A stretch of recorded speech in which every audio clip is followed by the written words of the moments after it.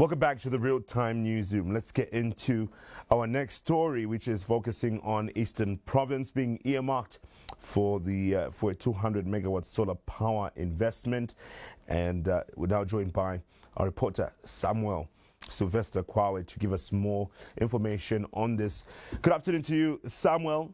When we hear anything that has to do with alternative sources of energy, away from the reliance on hydropower, hydroelectricity in this case, it will be of delight to many Zambians. Let's talk about this and how this is already being a major plan for a solar power investment.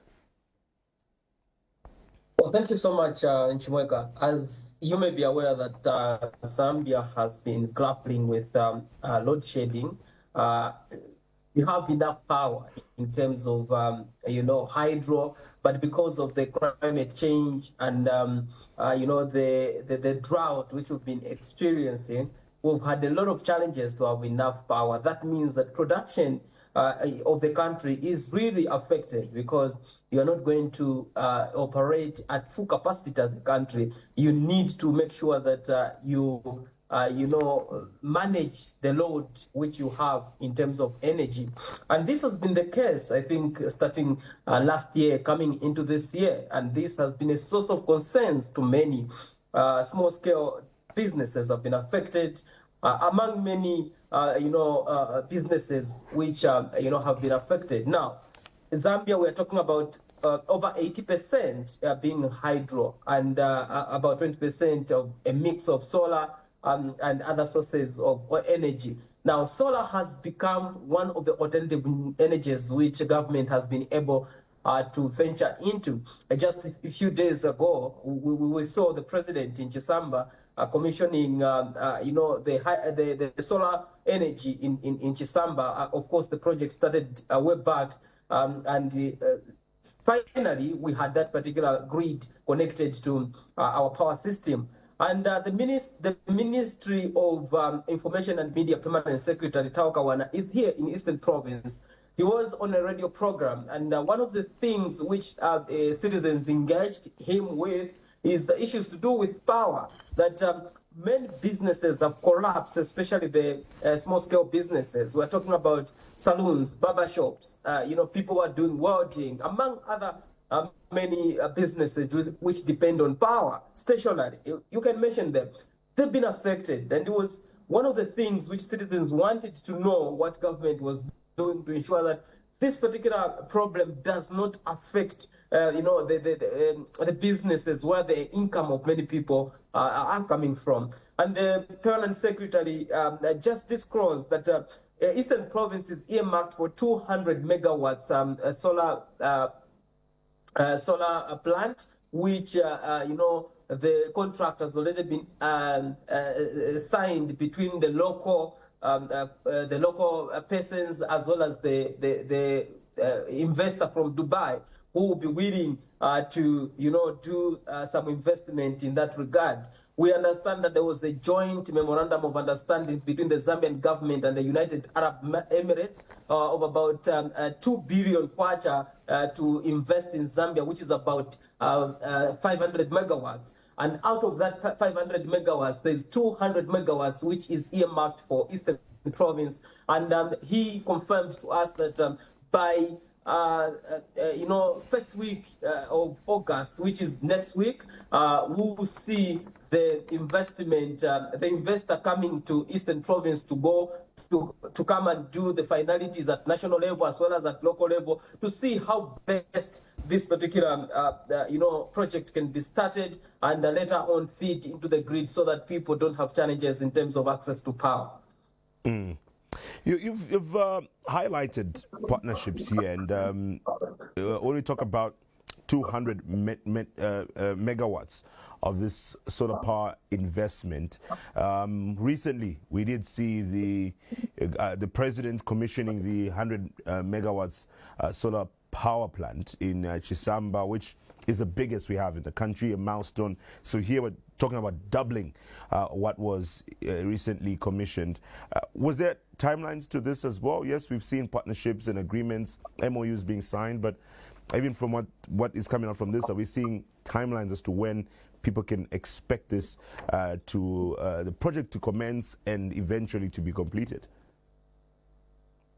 Well, according to the permanent secretary, he said that this next month the project is earmarked to start. Working. You know that there is a process in which all these things are done. But also, we've seen that government has been giving, a waiver in terms of doing certain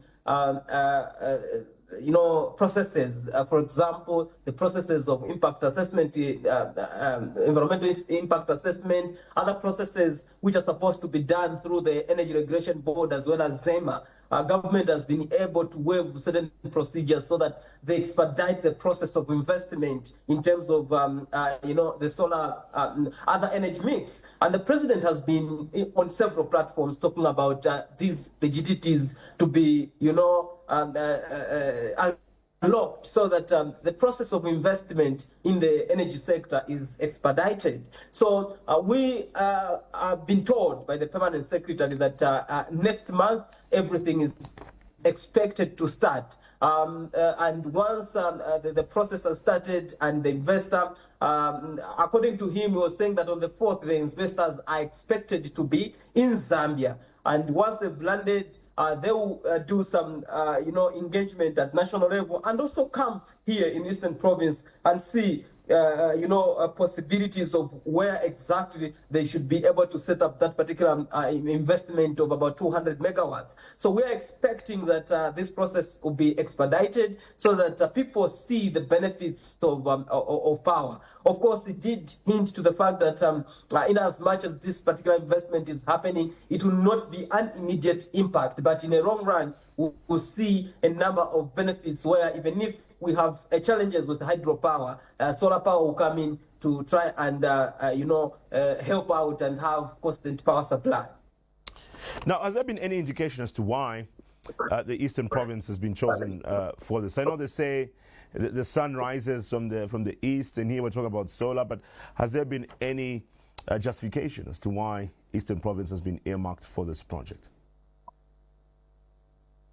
Well, there's never been exact justification on why Eastern Province, but we understand also that Eastern Province is one of the areas where most of the times it's very hot, and it's not like in other places where most of the times it's crowded. But that has not been cited to be one of the reasons why they've earmarked for Eastern Province. I know that the government has been talking about developing the entire country without leaving any province behind as one of the principles on how they would deliver development in terms of, making sure that there is enough development in all the provinces, the 10 provinces of Zambia. But remember, Eastern Province is an agricultural, area, and this particular power issues have mostly affected this particular sector in terms of production, processing,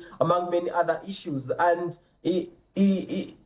from the mining sector, agriculture is one of the major contributors to our GDP as a country. So we are talking about Eastern Province being one of the major contributors to the food basket of Zambia. So if we are going to have enough power as well, it would mean that our production is going to be enhanced with the idea of now going mechanization of agriculture, what we need in energy to propel all those aspects of the economy in terms of the agriculture. So we are hoping that once this particular plant comes, something will be able to help us out. We had an investment here earlier on, which we've been reporting about, of using thermal, power and through the thermal plant using the core and all that, but it raised a lot of issues here and there. It has not been realized up to now, because there were plans that our coal will start coming from Mozambique, coming into Chipata, and we'll start making our own power here. But there have been some sort of challenges to implement that particular project, which was pegged at about 900 million kwacha. So those are some of the issues. So I'm sure with the solar, it's easier because you are talking about the place where most of the times is sunny, and production of energy will be actually throughout the day. And once you have the storage, it can run you through the night, and the following day you also have power, solar continuing to give you that particular energy. Now, you did mention that this was a statement that came through from the Ministry of Information and Media Permanent Secretary, Mr. Tabo Kawana, who was at a media engagement through the radio. Should have been Breeze FM, if I'm not mistaken. Was there anything else that he mentioned from this interview that's worth noting and highlighting?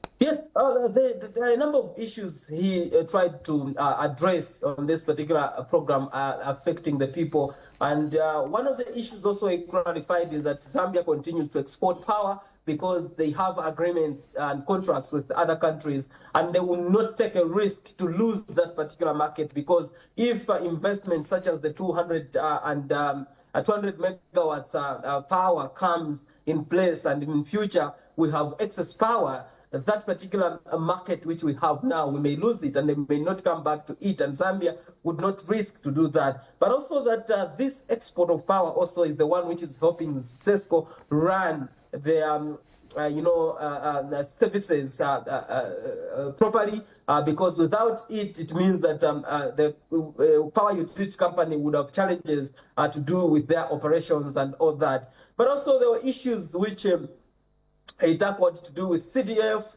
that government will suspend loans going into 2026. It shall never dispense any loans because people are failing to pay. Out of the 100% of people who have gotten loans, only 8% have paid back to government. And that was meant for a revolving fund. And it being a revolving fund, it meant that when people pay, then they empower the other people to pay, to be given those particular loans. But that has never been the case. So government has decided that the empowerment loans be suspended going into 2026. And this year, these are the last empowerments in terms of loans government is going to give out. But also there was something which is very interesting for us in Eastern Province. He did hint to us that by third week of August, we're expecting the Farmer Input Support Program to start in terms of distribution of farming inputs, as well as other agriculture activities such as the loans which are being given,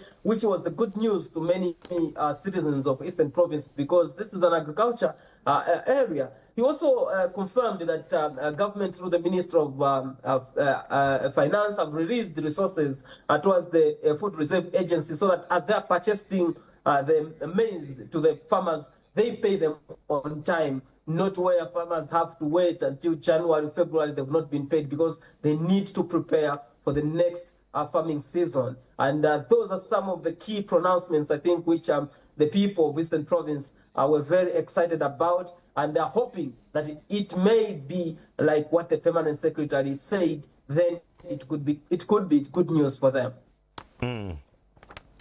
All right. We'll get into our next story. Our next story is